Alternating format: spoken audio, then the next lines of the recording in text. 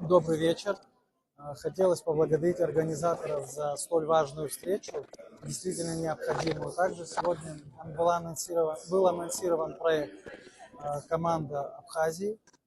Хотелось выразить благодарность команде Бадра Зурабовича и Беслана Владимировича за столь важные и нужные инициативы для нашего общества, которые способствуют развитию нашего государства. Еще раз всем большое спасибо.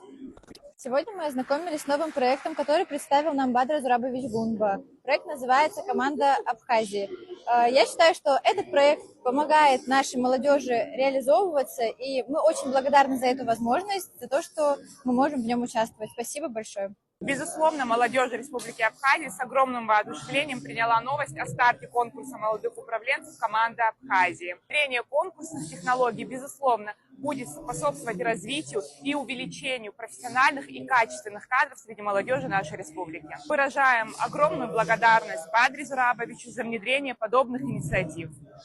Насколько нам известно, в Абхазии планируется открытие платформы «Лидеры Абхазии» по аналогии с российскими лидерами России. Мы хотим поблагодарить Бадру Зурабовича за данную возможность от лица молодежи Абхазии и молодежи Тмурчайского района.